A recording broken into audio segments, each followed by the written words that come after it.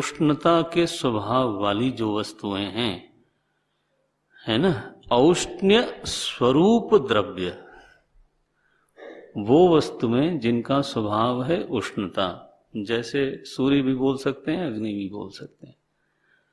तो जैसे अग्नि है, वो क्या है? वो उपस्थित मात्र है, सत्ता मात्र। औष्ण्य स्वरूप द्रव्य सत्ता मात्र, वो तो अपने स्वरूप में उपस्थित है, लेकिन उसकी उपस्थिति के निमित्त से दहन कर्मवत दहन क्रिया हो जाती है। दहन क्रिया होती है लकड़ी पर, तो हमको आरोप करना होता है कि अग्नि ने उसको जलाया, लेकिन वास्तव में अग्नि ने जलाया ऐसा नहीं है, वो तो अपने स्वरूप में स्थित है। उस स्वरूप के उपस्थिति में ही दूसरी वस्तुओं पर क्रिया होती रहती है। किसी की सर्दी दूर हो गई और किसी का कपड़ा जल गया और किसी का अंग जल गया, किसी का घर जल गया, किसी का खाना पक गया। ये सारे जो व्यवहार हैं वो अग्नि के द्वारा सिद्ध हो रहे हैं, लेकिन उसमें अग्नि की क्रिया नहीं है, बल्कि अग्नि की सत्ता मात्र है, अग्नि की उपस्थिति मात्र है।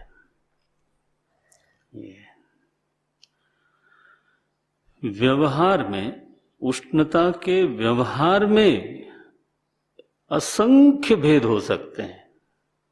उसमें अनुग्रह भी दिख सकता है और निग्रह भी दिख सकता है, दंड भी दिख सकता है, उपकार भी दिख सकता है। ऐसा एक क्लासिकल दृष्टांत है यह। और फिर स्थिति यह है कि अग्नि विक्रियाहीन है, अग्नि ने कुछ किया नहीं।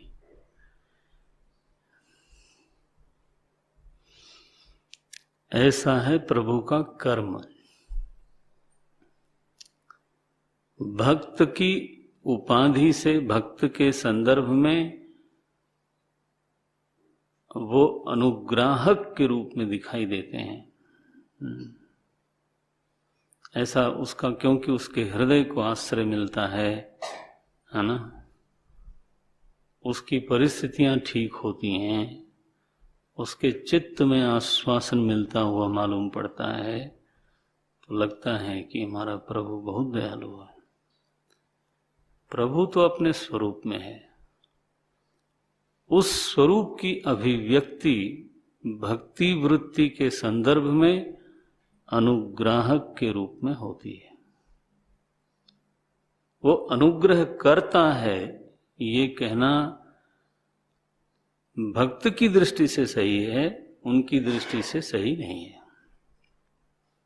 ये जैसे अग्नि भोजन पकाती है, अगर आप इसको मना करोगे तो कौन पकाएगा फिर? अगर आप कहो कि अग्नि ने भोजन नहीं पकाया, तो किसने पकाया फिर?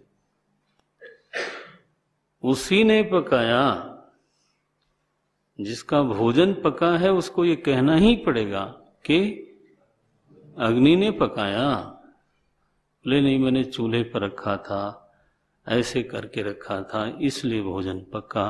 ठीक है, आप चूल्हे पे रखो और उसके भीतर लोहा डालो, ईंधन और अग्नि की बजाय।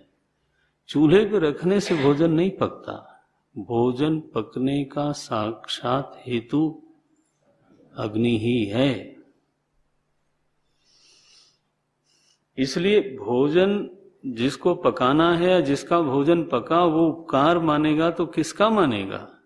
अग्नि का ही मानेगा। और अगर किसी का वस्त्र जल गया या मकान जल गया तो वो कह सकता है कि अग्नि ने घर जला दिया, उससे सावधान रहना चाहिए। अग्नि से लोहा बन गया, अग्नि से सोना बना, रत्नधा बोलते हैं, ऋग्वेद के मंत्र में आता है अग्नि रत्नों की खान है, रत्न उसी में से निकलते हैं। तो जितनी धातुएं हैं वो सब की सब अग्नि से होके निकलती हैं, तब रत्न बनती हैं, अन्यथा तो मिट्टी जैसी ही है। ये देखो,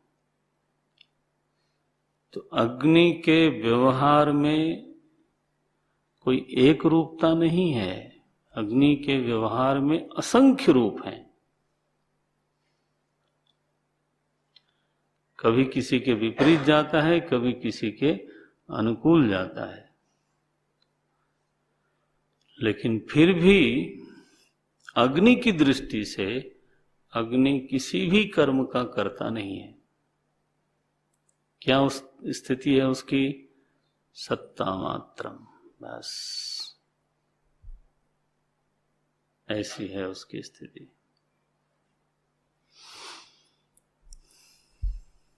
तो जिसको सहायता मिली, किसको मिली सहायता?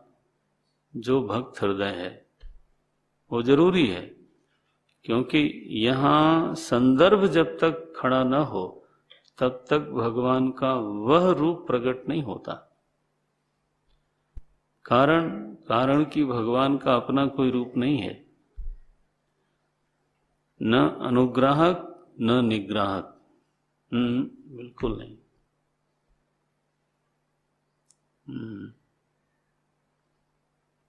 भगवान विरोधी नहीं, अनुरोधी नहीं, कुछ नहीं, अपना स्वरूप है उनका, तो बस चित मात्र, चित स्वरूप, आत्मसत्ता मात्र, बस ये है उनकी स्थिति। वही जिज्ञासु, वही गुरु, ऐसा है। वृत्ति की अपेक्षा से जिज्ञासु,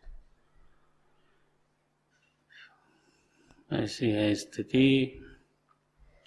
तदपि करहि सम विषम विहारा, भगत अभगत हृदय अनुसारा। स्वयं नहीं, हृदय अनुसारा। हृदय की उपाधि के अनुसार अगर भक्ति का हृदय है अनुग्रह, और अभक्ति का हृदय है निग्रह, ऐसा लगता है। कर्म नहीं करता, ये वो न बोले जिसको कि दया चाहिए। अग्नि भोजन नहीं पकाती, तेरे को भोजन पकाना है कि नहीं पकाना है?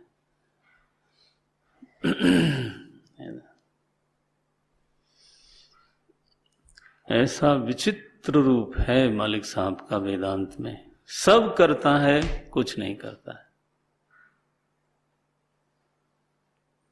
ये जो रहस्य है, ईश्वर को कर्ता बना के ही सब करवाना, तो हमारे कर्ता में और उस कर्ता में भेद क्या रहा? तुम भी कर्ता हो गए और वो भी कर्ता हो गया, इतना ही भेद रहा ना कि वो थोड़ा बड़ा कर्ता हो गया और आप थोड़े छोटे कर्ता हो गए, तो कर्तृत्व तो समान हो गया। ये कोई प्रतिपादन तो खास नहीं हुआ। ऐसे तो दुनिया में ही एक छोटा करता है और एक समर्थ करता है, एक असमर्थ करता है। वो अपने घर को ठीक से नहीं चला सकता, एक आदमी है पूरे देश को चलाता है। तो समर्थ असमर्थ का भेद तो दुनिया में ही बहुत है।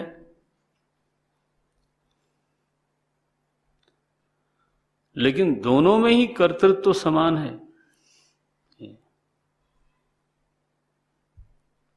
ऐसे ही एक महासमर्थ को जो करता है और व्यक्ति है उसको ईश्वर बना दिया,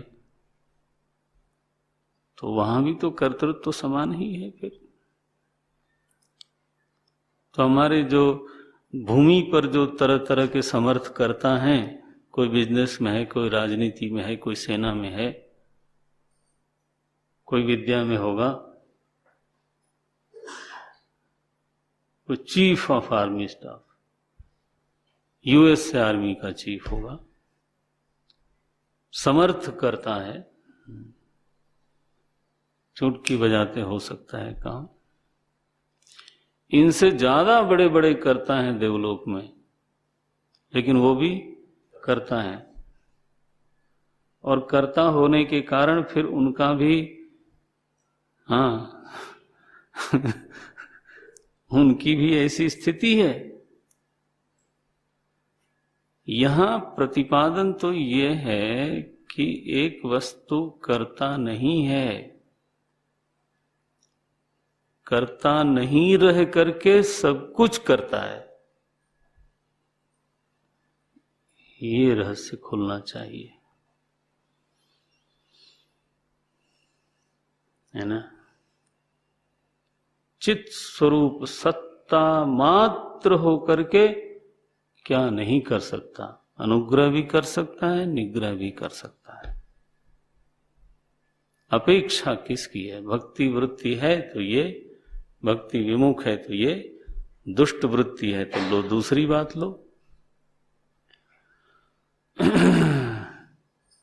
विदुषण प्रभु विराटमय दिशा, भगवान स्वयंवर में जब खड़े हुए तो भगवान ही थे, कोई वो 50 चीज थोड़ो बने थे, वो तो एक थे। लेकिन जो जिस तरह की अंतःकरण वृत्ति लेके बैठा था, उसको वैसा वैसा वो स्वरूप दिखने लगा। जोगिन परम तत्व में भाखा, योगियों को परम तत्व के रूप में भासने लगे और दुष्टों को काल की तरह भासने लगे। तो भगवान तो एक रस एक रूप बैठे हैं। तो गोस्वामी जी क्या दिखाना चाहते हैं? देखो, स्वदृष्टि से एक रस निष्क्रिय, दूसरों की अपेक्षाओं से तत्त अपेक्षा से तत्त रूप हो जाते हैं, तत्त कर्मवान हो जाते हैं। इसलिए अगर किसी को अनुग्रह चाहिए तो ये नहीं वेदांत कह रहा है कि हमारा ईश्वर ऐसा है जो अनुग्रह नहीं कर सकता। ऐसा अगर किसी ने वेदांत पढ़ के ईश्वर के बारे में समझा हो तो उसको फिर से पढ़ना चाहिए, उसने गलत समझा है। अगर किसी को अनुग्रह चाहिए तो उसको अनुग्रह का आकर्षण करने वाली अपने भीतर वृत्ति पैदा करनी पड़ेगी, वो है भक्ति वृत्ति।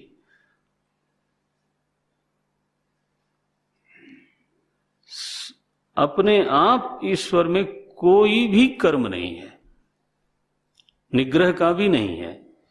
अगर आपको दंड नहीं चाहिए तो जबरदस्ती ईश्वर दंड नहीं देगा, उसमें दंड देने की क्रिया ही नहीं है। क्रिया कब होती है?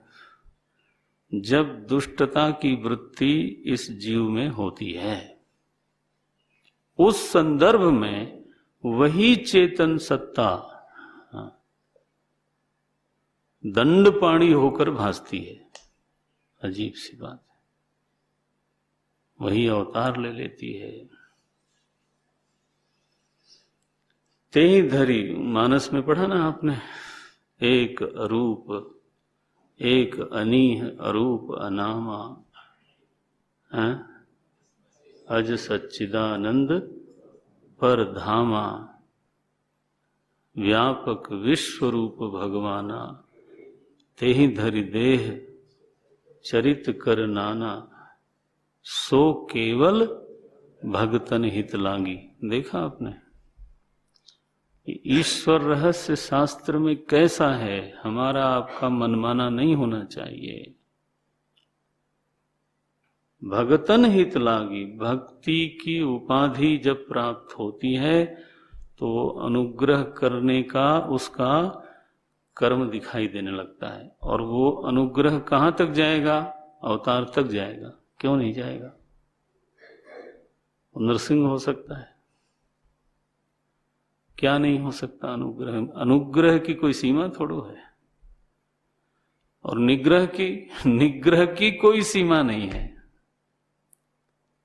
शासन की कोई सीमा नहीं है।